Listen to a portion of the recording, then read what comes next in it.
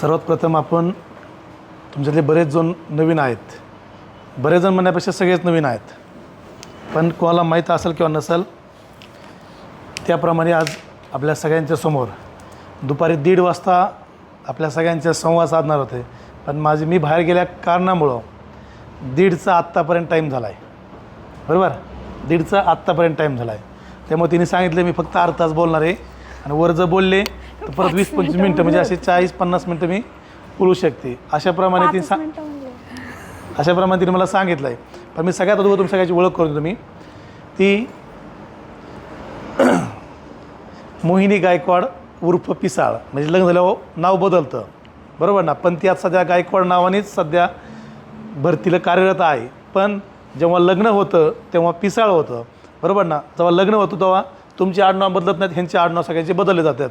मग आडनाव बदललं, गायकवाडचं पिसाळ झालं आणि आज पिसाळ होऊन आज ती स्वतःच्या पायावरती पुणे शहरला आज ती कार्यरत आहे. जी आत्ता 18,000 पदाची भरती झाली ती 18,000 ना, 18,000 पद जी भरती झाली. ह्या 18,000 पदामध्ये जी मुलगी मुंबईला होणार होती, बघा मी बऱ्याच पुण्याला सांगतो, जी मुलगी मुंबईला होणार होती पण ती झाली पुण्याला झाली किंवा इतर कोणत्या जिल्ह्याला झाली. म्हणजे म्हणतात ना आपण 1 मार्काने राहिलो असं समजत नाही, नशीब आपलं फुटकं असं म्हणायचं नाही. समजायचं आपण काहीतरी चांगलं करणार आहोत आणि काहीतरी चांगलं होणार आहे ह्या वृत्तीप्रमाणे. सर्वात प्रथम मी तिची ओळख करून देतो. मोहिनी पिसाळ आपल्या श्रीगोंद्यामध्ये चिंबळा गाव आणि काष्टी गाव, अगोदर चिंबळ्याची नंतर काष्टीची, अशा तिचा एक छोटासा प्रवास आहे. हे प्रवास तर ती तुम्हाला तुम्ही सगळ्यांसंग शेअर करणारच आहे.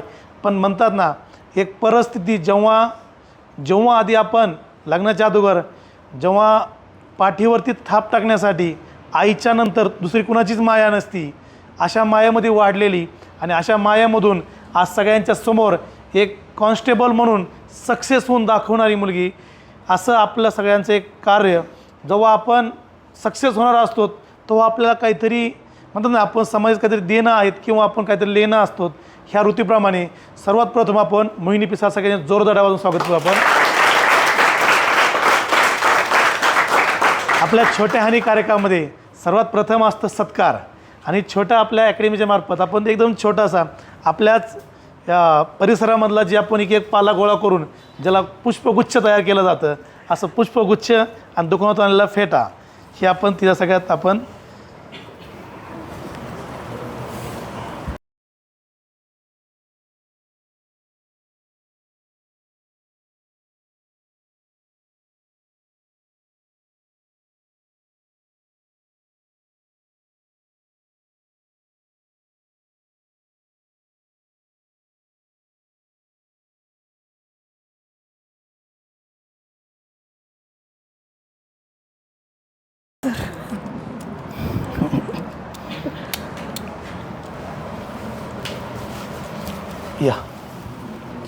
या पडेल तुम्ही पण नारा तुमच्या हातात जरा.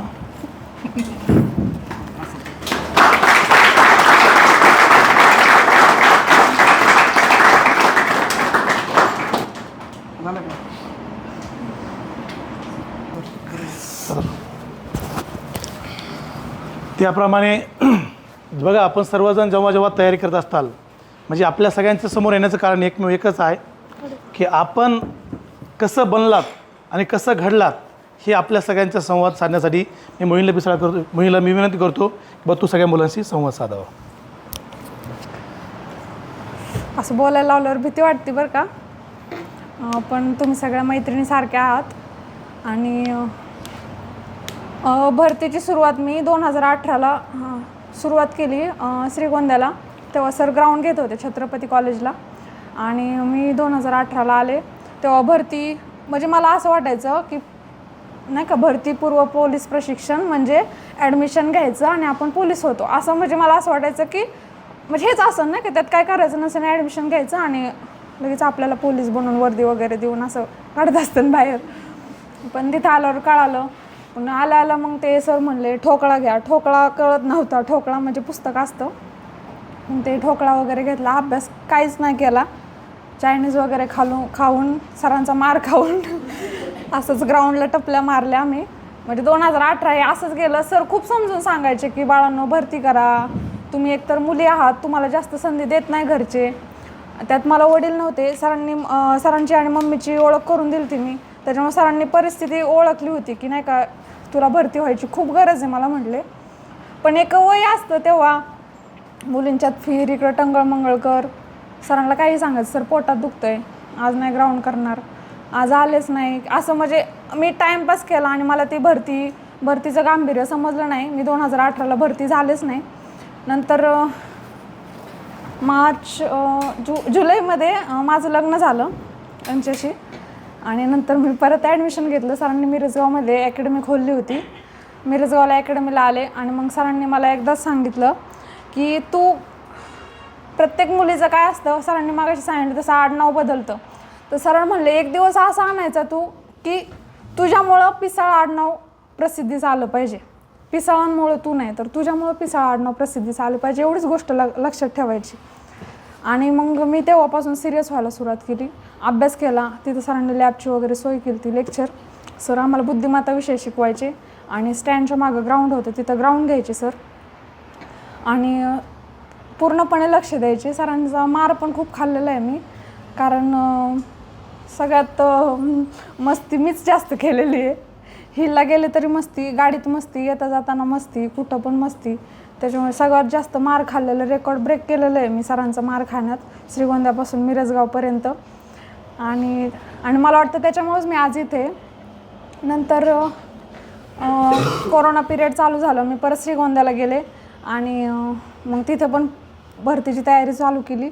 मग सरांच्या रेफरमध्ये होते मी. सर कॉल करून कधीही बोलले तरी एकच पॉझिटिव्ह बोलायचे की एक लक्षात ठेव, तुझ्या सपोर्टला तुझा नवरा आहे, तुला काही टेन्शन नाही, तू फक्त तुझं 100% दे, अभ्यास कर, ग्राउंड कर आणि सक्सेस होणारच आहे तू, एवढंच लक्षात ठेव. आणि मग मी 2019ला पिंपरी चिंचवडचा फॉर्म भरला. तेव्हा ग्राउंड अगदी शून्य झालं होतं माझं. मी फक्त लेखीवर जास्त फोकस केला. म्हणजे मी म्हणते माझ्याकडून ज्या चुका झाल्या त्या तुम्ही करू नका. एखादी म्हणते माझी लेखी चांगली आहे, मला ग्राउंडची गरज नाही, माझं ग्राउंड भारी आहे, मी लेखीचं काय एवढं लक्ष देणार नाही. दोन्ही बेस पाहिजे आपलं. मला तिथं 84 पडले पेपरला आणि तेव्हा फर्स्ट टाईम असं झालं की पेपर अगोदर नंतर ग्राउंड होणार होतं. मला पेपरला 84 पडले आणि ग्राउंडला मला फक्त 21 मार्क पडले 50 पैकी. 106चं मेरिट लागलं आणि मी वेटिंगला पडले 106ला असून. माझ्यापेक्षा मोठ्या 2 मुली घेतल्या आणि मी वेटिंगला पडले. मी ते ग्राउंड सुटल्यापासून मला माहिती होतं की माझं काम होणारच नाही आहे. पण मी तिथून जे रडत होते ते दौंडपर्यंत येईपर्यंत रडत होते. श्रीगोंद्याला आले रूमवर, मला बाहेर कोणालाच तोंड दाखवू वाटत नव्हतं, कारण माझ्यासोबतच्या सगळ्या मुली भरती झाल्या आणि आपल्यासोबतचं भरती होतं ना आपण होत नाही, ह्याच्यापेक्षा दुःख नाही का. म्हणजे त्या भरती झाल्यात हा आनंद आहे, पण आपण पण झालेलो नसतो ना. ते कसं मैत्रीण आपण नापास झालो याचं काही नाही, पण मैत्रीण नापास झालं बी असं वाटतं जाऊ दे, ती पण झाली ना आपण पण झालो, मग काय असं वाटतं जाऊ दे. मग सोबतच्या सगळ्या भरती झाल्या. मी रूममध्ये फक्त रडत होते. मग नंतर सरांनी विचारलं फोन करून म्हणजे की काय झालं असं तसं. सर म्हणले ग्राउंडवर फोकस कर. सरांना म्हणलं सर मी आता मिरजगावला येऊ शकत नाही, कारण लग्न झालं तर जबाबदाऱ्या होत्या माझ्या नवऱ्याच्या खांद्यावर, घरच्या माझ्या सगळं. मग आणि ते कसं घरापासून जवळ पडत होतं श्रीगोंदा. मग तिथं परत मी छत्रपती कॉलेजवर परत तयारी करायला सुरुवात केली. पण मी पहिले 8 दिवस प्रत्येक राऊंड पळताना रडत होते, कारण रोज अकॅडमीसमोर गुलाल उधळलेले बघायचे, स्टेटस पाहिजे, सगळे भरती झालेले. पण मला सपोर्ट भेटला.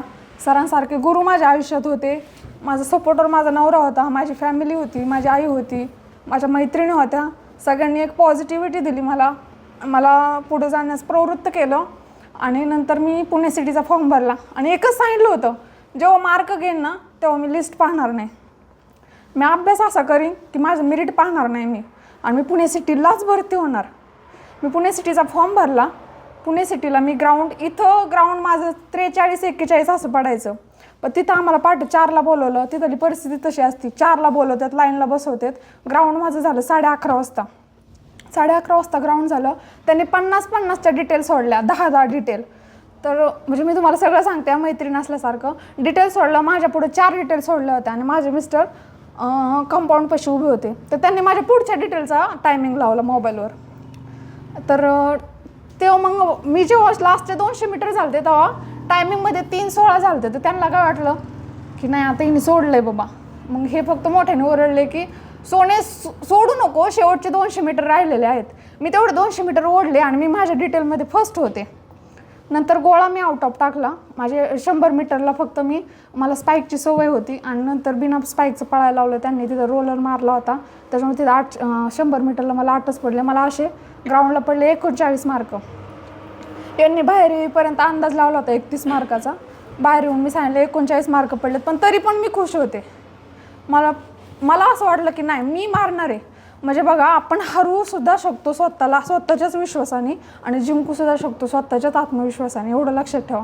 बाहेर आले आणि माझं 30 तारखेला माझं मुंबईचं ग्राउंड होतं आणि 31 तारखेला माझ्या नवऱ्याचं ग्राउंड होतं. 30 तारखेला माझं ग्राउंड दिलं, मी मुंबईच्या ग्राउंडला 35 पडले. नवऱ्याचं ग्राउंड 31 तारखेला होतं. 31 तारखेला त्यांचं ग्राउंड देऊन मी 11 वाजता रूमवर आले. रात्री 11 वाजता आले, जेवले, 12 वाजले मला झोपायला. मी पहाटे 2:45ला उठले. 2:45 ते 7 वाजेपर्यंत अभ्यास केला 1 तारखेला. 1 तारखेला दुपारी 4 वाजता पुण्याला गेले. 2 तारखेला आम्हाला सकाळी 6ला पेपरला बोलवलं होतं. 6 ते त्यांनी आम्हाला 11 वाजेपर्यंत काहीच घेतलं नाही आमचं. 11 वाजता पेपरला बसवलं.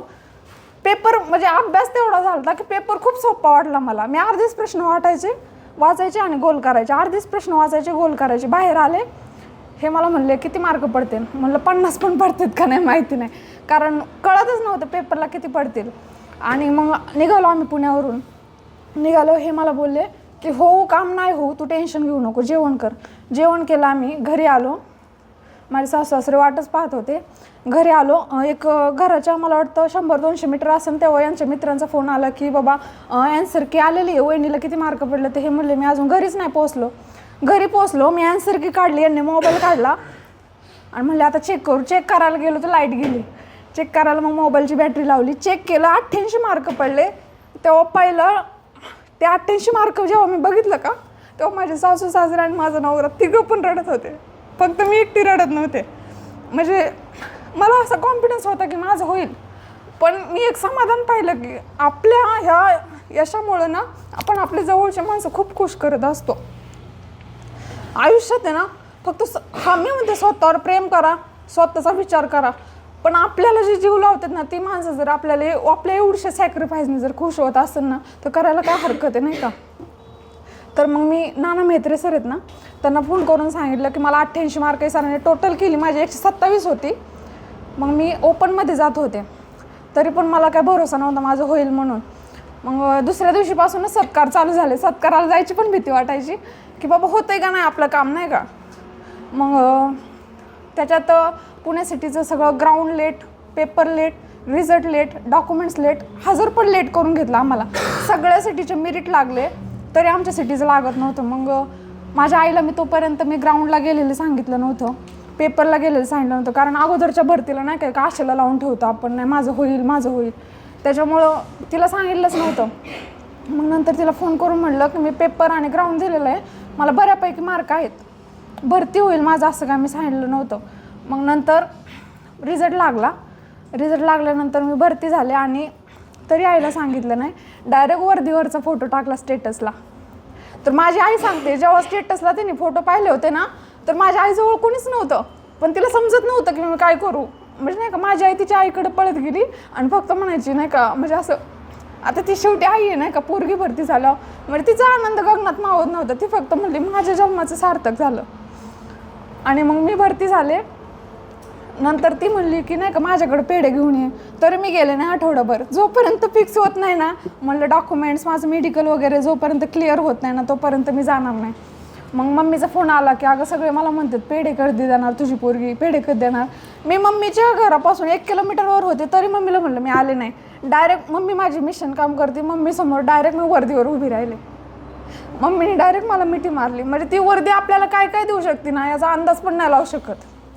लोक म्हणतात की पोलीसची ड्युटी अशी आहे तशी आहे, पण आपल्यासाठी खूप काही येते माहिती का. आपल्या घरच्यांसाठी ना, आपल्यासाठी ना खूप काही येते, एवढंच लक्षात ठेवायचं. आपला म्हणजे कुणी मॅरिड असेल, कुणी अनमॅरिड असेल, तर आई वडिलांसाठी लग्न झाले, आपला सपोर्टर नवरा आहे, आपला साथीदार आहे, आपला मित्र आहे, आपली आई आहे, आपले वडील आहे, कोण असेल तुमच्या आयुष्यात, त्यांच्यासाठी जर चांगलं करायची संधी असेल ना, तर एवढीच संधी माहिती का. आणि तुम्हाला जर असं वाटतं की शिक्षक मारतेत, शिक्षक टोकतेत, पण त्याचा ना नंतर आपल्याला कळतं की नाही बाबा हे बरोबरच होतं. आणि जे योग्य आहे ना तेच करायला होतं शिक्षक. आपल्या आईवडिलांनंतर आपला गुरु कोण असतो तर शिक्षक असतो. शिक्षकांनी दिलेलं मार्गदर्शनानुसार चला, हे वय आहे, आपल्याकडून चुका होतात, मान्य करते, पण त्या चुकांमधून जर सुधारण्याची आयुष्य आपल्याला संधी देत असेल तर संधीचा 100% फायदा घ्या तुम्ही. कारण तर ह्या जीवनात म्हणजे ह्या आत्ताच्या युगात कुणीतरी येऊन खरं सांगणं आणि आपल्याला कान ओढून योग्य शिक्षण देणारं कुणीतरीच असतं. नाही तर पडती ना खड्ड्यात तर पडल्यानंतर कळण असं असते. तर तुम्हाला आत्ता ह्या योग्य वेळात योग्य मार्गदर्शन भेटतंय, याचा फायदा घ्या. आणि असं काय नाही आहे की पहिल्याच भरतीच झालेली आहे, खूप हार्डवर्क केलेलं, असं काय नाही आहे. हसत खेळत शिका, स्मार्ट वर्क करा, डॉंकी वर्क करू नका, 24 तास पुस्तकात डोकं घालून राहू नका, मजा मस्ती करा, एन्जॉय करा, अभ्यास पण एन्जॉय करा, चर्चा करा. महत्त्वाचं म्हणजे पहिली गोष्ट म्हणजे सकाळचं ग्राउंड आणि सकाळचा जेवढा अभ्यास करता येईल तुम्हाला सकाळी 7च्या आत तेवढा अभ्यास करा तुम्ही. आपली मेंदूची क्षमता तेव्हा म्हणजे ॲक्टिव्ह असते, तेव्हा आपण जेवढं कॅप्चर करू तेवढं चांगलं असतं. माझा एकच टाईम फिक्स होता 2:45, सकाळी 2:45 ते सकाळी 7पर्यंत. मग दिवसभर नाही अभ्यास झाला तरी चालेल, पण ह्या टायमिंगमध्ये ना मोबाईल यूज करायचा आहे ना दुसरीकडे लक्ष द्यायचं आहे. आणि याच्यासाठी आयुष्य पडलेलं आहे. आणि हे कधी सांगतो माणूस, काहीतरी अनुभव आल्याशिवाय सांगत नाही. आणि प्रत्येकच मुलीचं असं नसतं, माझं लग्न झालं, माझ्या नवऱ्याने मला सपोर्ट केला, माझं स्वप्न पूर्ण करायला सपोर्ट केला, अशी गॅरंटी आहे का तुमच्या आयुष्यात असा माणूस येईलच म्हणून तुमची स्वप्न पूर्ण करणारी? मुलीचं आयुष्य कसं आहे, लग्न झालं, चूलमूल बघायचं, त्यांची स्वप्न आपण पूर्ण करायला मदत करायची, त्यांचा वंश वाढवायचा, त्यांचा संसार करायचा, त्यांचं सगळं पुढे न्यायचं. स्वतःचं अस्तित्व कधी कळतं? आयुष्य संपल्यावर. मग हा पुढून येणारा शोधा, आणि हे पुढून येण्यासाठी शोधण्यासाठी स्वतःच्या पायावर उभं राहावं लागतं. तेव्हा स्वतःला ताकद भेटते की आपण आपला जोडीदार निवडण्याला कॅपेबल आहेत का नाही. आणि हे करण्यासाठी इथूनच सुरुवात करा. योग्य तो अभ्यास करा, योग्य पद्धतीने करा, आणि सरांनी सांगितलेल्या गोष्टींवर जरा लक्ष द्या. थोडा मार पण खा, काय नाही होत, मी पण खाल्लेलं आहे. आणि मारत नाही आता. मारतात का सर? हां,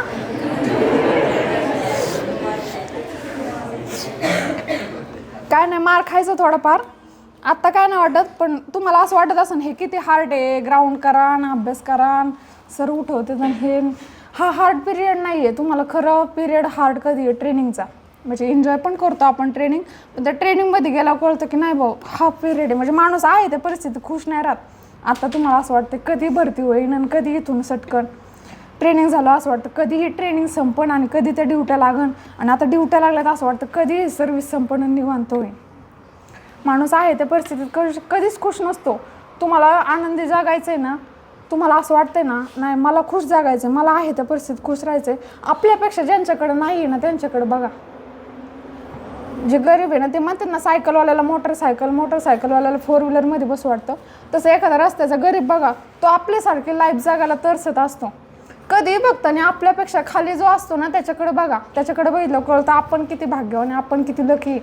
म्हणजे आपल्याला देवाने 2 हात 2 पाय योग्य पद्धतीने सगळं दिलंय ना, मग आपण आहे ना खूप लकी आहेत. आपलं खूप भाग्य आहे, आपल्या आईवडिलांचं खूप भाग्य आहे की आपल्याला हा माणसाचा जन्म दिला आणि त्याच्यात इतका परिपूर्ण दिलेला आहे. नाहीतर इतके झगडतेच जगण्यासाठी. आता मी पुण्यात राहते, मी पण खेड्यातलीच पोरगी आहे. पुण्यात जाऊन बघितलं की जगण्यासाठी काय लागतं आणि काय काय करते जगण्यासाठी. जे नाहीत ते कामं करतात माहिती का. मग आपण जर वर्दी आहे ही आणि वर्दी भेटायची आणि आपण नोकरी करणार, आपल्याला महिन्याला 40,000 रुपये पगार हातात येणार आहे, मग अजून काय पाहिजे आयुष्यात. हां, फक्त आपले विचार चांगले ठेवा. नाही तर असं ऐकलेलं आहे पोलीस असे असतात तसे असतात, मग मी पोलीस झाला असं करेन तसं करेन. नाही, मला माझं टार्गेट अचीव करायचं आहे आणि मी माझ्या कामाशी, मी माझ्या अभ्यासाशी, मी माझ्या कर्तृत्वाशी प्रामाणिक राहीन, एवढंच टार्गेट ठेवा. सातत्य ठेवा. सुट्टी भेटली, हे केली ते केली, मला दिवाळीला जायचं आहे, मला सणासुदीला जायचं आहे. पोलिसाला कसला सण नसतो, पोलिसाला कसली सुट्टी नसती, पोलिसाला शनिवार रविवार काही नसतो. हे आत्तापासूनच टार्गेट ठरवायचं, मी पोलीस झालेली आहे आणि मला कसली सुट्टी नाही आहे, एवढं डोक्यात ठेवायचं आणि आपलं काम चालू ठेवायचं. ठीक आहे, थँक्यू. अभ्यास करा.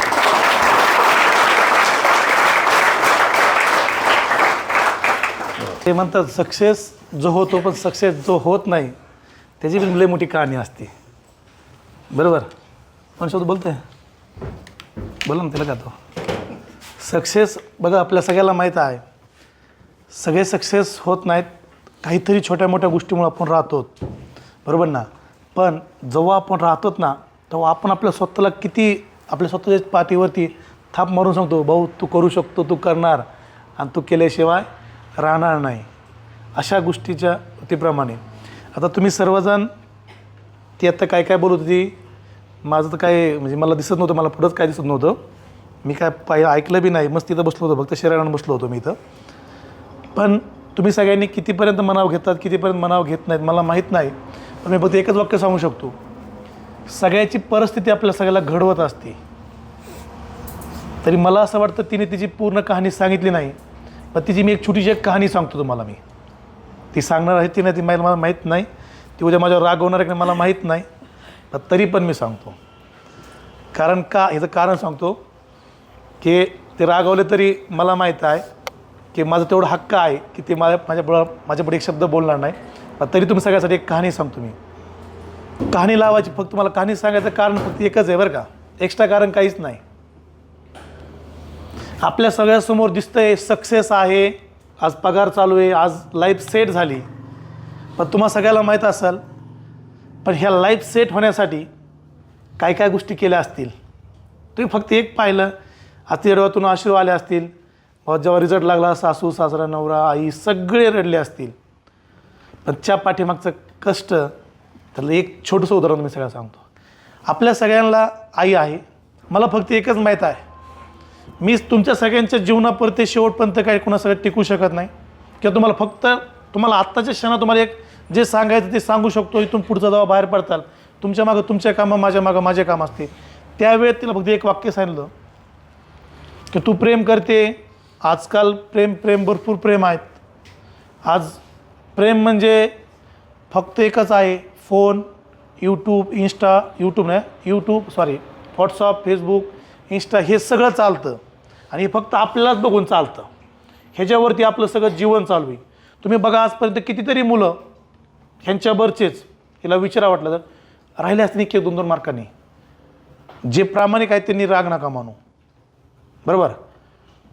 1-2 मार्क राहिले असतील, राहण्याचे कारण कधीतरी शोधत चला. आपण का राहतोय, आपण चुकतोय कुठेतरी, पण ती फक्त एकच तिला जेव्हा भेटेल तेव्हा एकच शब्द सांगायचो. आज तुम्हाला प्रत्येकाला जेव्हा माझ्यापाशी येत असताल कोणी, तेव्हा एक बार फक्त आठवून घ्या, तुम्हाला जे वाक्य मी सांगतो आज मी तेच सांगतो. जेव्हा मी 2014ला जेव्हा स्टार्ट केलं या क्षेत्रामध्ये यायचं, त्या दिवशी मी तीच वाक्य सांगतो, आज मी तेच वाक्य सांगतो. जोपर्यंत तुम्ही स्वतःच्या पायावरती उभा राहत नाही, जोपर्यंत तुम्हाला स्वतःला होऊन कोणतरी येऊन म्हणत नाही तू सक्सेस झाला आहे, तोपर्यंत तुम्हाला कोणी वाकून नमस्कार करणार नाही. आणि हा जर वाकून दुसऱ्याला नमस्कार करायला लावायचा असेल ना, तर आपल्याला आपली स्वतःची म्हणा ती, मी सरळ एक वाक्य सांगतो, आपल्या स्वतःची लायकी आपल्याला स्वतः आधी समजून घ्यावं लागेल. आपण जर नाही समजून घेतली स्वतःची लायकी, तर आपण फक्त एकच करू शकतो, आपण फक्त दुसऱ्याच्या वरातीत जाऊन, दुसऱ्याच्या वरातीत, दुसऱ्याच्या गावात फक्त जाऊन देंगाणा घालू शकतो, बाकी काहीच करू शकत नाही. पण जर लायकीचा अर्थ एकच समजून घ्या, दोघं आपण किती करतो किती करत नाहीत हे एक बार चेक करा. तुम्हाला बघा, मी कालच मारलं, बरेच कोणाला मारलं, तुम्ही बऱ्याच हसण्यावर घेतलं असेल, पण मारण्याच्या पाठीमागचं कारण माझं का तुम्ही दुश्मन नाही, कोणी तुझा एक पण दुश्मन नाहीत, फक्त आपण समजून घेणं गरजेचं आहे. अरे यार, मी का सक्सेस होत नाही, मी सक्सेस का नाही व्हायत, आणि मी का होऊ शकत नाही, मग सक्सेस व्हायचं ना, मी करायला पाहिजेत. त्यावेळेस मामाने सांगितलं, मामाने आईला म्हणजे हिच्या आईला समजा सोडून दिलं, ह्यांना बघायला सोडून दिलं, म्हणजे बरेच काय रामायण महाभारत झालं. पण फक्त एकच गोष्ट होती की मला तेव्हाच एक माहीत होती की ही जिद्द सोडणार नाही, आणि त्या बिचाऱ्यांनी साथ सोडली नाही आणि हिने जिद्द सोडली नाही. जिद्देच्या जोरावरती एक दिवस फक्त असा, तिला सांगतो, एक दिवस असा येईल जे तुम्हाला त्यांनी सांगितलं की तुझं आज गायकवाड नाव आहे, तू पिसाळ तर झालेली आहे, पण पिसाळ नाव हे तुझ्या नावाने ओळखलं जाईल. आणि आज तिने स्वतः, मी कुणी बी सांगा, माझं नाही वाक्य, कोणी बी सांगा, जिचं लग्न झालं तिने सांगायचं, आणि तिने स्वतः बी माहीत असं तिला की आज त्यांचं पिसाळचं घर अख्खं मोहिनी पिसाळ नावानेच ओळखत असेल. आज मस्त नवरा असेल, सासरे असतील, आज सध्या आपल्या आईबापाचं नावाने आपलं ओळखतात ना, पण तेव्हा तिला कोणते नाव ओळखते, ह्यांची सून आहे. पण आज ही जे सासरे ती आहेत, म्हणजे आज तिचं आधी नाव घेऊन मग पुढच्या जवळ जातं. त्यामुळे तुम्ही सर्वांनी थोडंसं तिच्या आत्ता तुमच्या सगळ्यांपर्यंत भावना जर आल्या असतील, तिला काय सांगायचं असेल, तुमच्या मनामध्ये काळजाला भिडल्या भावना असतील, तर आपण थोडा विचार करा, आपण स्वतःच्यावरती लक्ष द्या, आणि स्वतः सक्सेस होण्यासाठी काय करावं लागेल हे थोडं चेक करा. आणि आपण स्वतः सक्सेस झाल्याशिवाय राहणार नाहीत, आणि सक्सेस होण्यासाठी काहीच लागत नाही. सक्सेस होण्यासाठी फक्त आपल्या स्वतःवरती विश्वास लागतो आणि तो विश्वास तुम्ही जर जागा केला तर जागा करण्यासाठी कोणता कुंभकर्णासारखा बँड बाजा लागत नाही किंवा गाढवं डुकरं वरडायची गरज लागत नाही. फक्त एकच लागतं, तो फक्त स्वतःचा आत्मविश्वास पाहिजेत. तुम्ही बघा, तुमच्या स्वतःपाशी आत्मविश्वास असेल ना तर तुम्हाला मोबाईलची गरज पडणार नाही. आज बघा, तुम्हाला तुमचा मोबाईल उठवतो, मग तुम्ही मला सांगा तुम्ही काम काय करताय? तुमच्या येऊन जाऊन तेवढं डोक्यात तीच आहे ना, पण तरी तुम्हाला मोबाईल उठवतो. आमच्या काही बादरींला तर उठवत नाही, काही मित्रांना तर आमचे ते काय मग पडले असते तर आडवे दुमते, मी बघा येईन म्हणून ती आडवे झोपतेत, हे कोण कपडे टाकतात. अरे माझं काय नाही, मी तुमच्याकडून फी घेणार आहे. तुम्ही गेले दुसरे आले, दुसरे गेले तिसरे आले. आता ही होती कधी 2018ला होती. माझं झालं का ही गेल्यानंतर अकॅडमी बंद पडली का? होय बाई, अकॅडमी बंद पडली काय? नाही बंद पडली ना. मग तुला असं वाटतं तुम्ही गेले अकॅडमी बंद पडणार आहे? तुम्ही गेले कोणतेच अकॅडमी बंद पडत नाही. आज अकॅडमीवाले फक्त पैसे छापाय तयार आहेत. मी तुम्हाला बरं सांगतो, मी पण अकॅडमीवालाच आहे. पैसे छापाय तयार आहेत, त्यांना काही गरज नाही. तर तुमची तुम्ही करा नका करू. तुम्हाला एक माहीत असेल, तुमच्यातल्या बऱ्याच लोकांना माहीत असेल आपल्याला किती मुली किती मुलं नगरला आहेत किंवा बाहेर कोणत्या अकॅडमीला गेले आहेत. तुम्ही एक बार चेक करा. जर थोडंसं एक मित्र म्हणून तुम्हाला सगळ्याला बोलतो, एक बार चेक करा. मी त्याला इथं का खोळत होतो, का मारत होतो आणि का बोलत होतो, एक बार चेक करा आपण स्वतःहून. मग जर ती आज हितच करायला तयार नाहीत तर बाहेर तुम्ही आझाद पक्षी झाला ना, तिथं तुम्हाला कोण काय बोलणार आहे? तुम्हाला तर कुणीच काय बोलणार नाही. तिथं तुम्हीच तुमचे पक्षी, तुम्हीच तुमचं सगळं राज्य. आणि घरी फोन करून सांगतात की आता तिला लय भारी अभ्यास करते. साला हिथं आम्ही अभ्यास कर तू पार आमचा मेंदू पिकला, पार मिशाचे केस तो पिकले माझे. आणि खरं पिकले, एक केस पिकला आहे. बरोबर ना? म्हणजे सांगत एकच आहे, माझं सांगतात एकच आहे. फक्त आपण स्वतःवरती विश्वास टाका. एक दिवस तुम्ही तुमची कहाणी तुम्हाला लोक येऊन विचारतील. तुमची कहाणी तुम्हाला विचारतील, बाबा तू कसा घडला. आणि हे सांगायला आपण गर्वाने छाती ठोकून सांगू शकतो. साला किती फेका तिला म्हणतो मी, तू लय फेक बाहेर होतो आवाज. तिला म्हणलं लय फेक, पण तिने काय फेकलं नाही काय सुद्धा. पण तिला बाहेर म्हणतो तू इतकं फेक ह्यांचे सगळे मी जसे गरगर झाले पाहिजेत. पण तिने काय फेकलं नाही. तिने काही गोष्टी सांगायच्या ठुले सोडून द्या. पण मित्रांनो, आपल्या सगळ्यांनाच्या पाठीमागं 100% संघर्ष असतो. तो संघर्ष तिने केला, मग आपण का करू शकत नाही हा चेक करा. आणि येणाऱ्या काळामध्ये संघर्षाच्या पाठीमागं आपण स्वतःहून लक्ष द्या.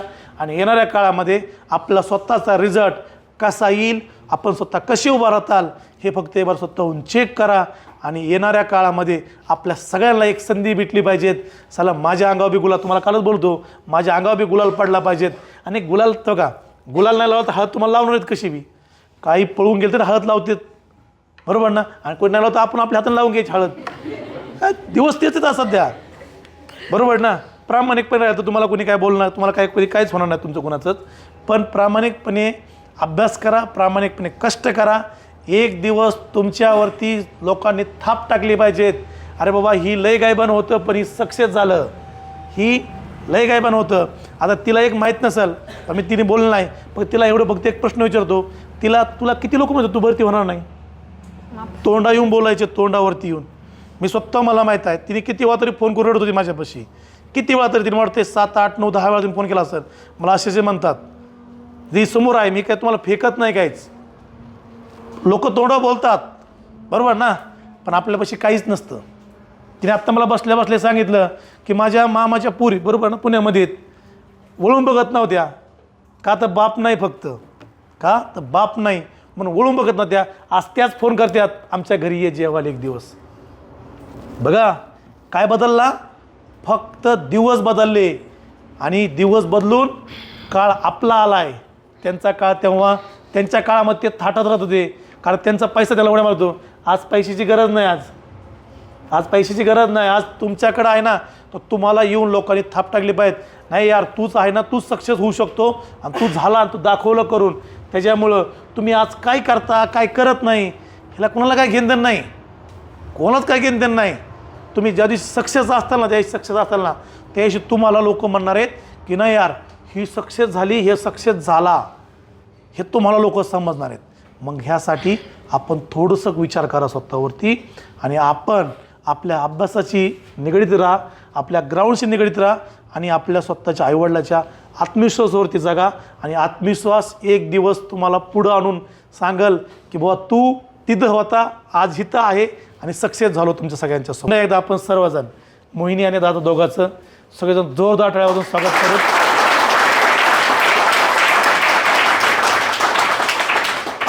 मी इतकं बोललो तेव्हा तो फक्त एकच म्हणला, साहेब तुम्ही सिव्हिलवरती आहात, तुम्हाला ड्रेस कोणता नाही, पण आम्हाला एकच ड्रेस आहे, आम्हाला एकच ड्रेस आहे. तो कोणता?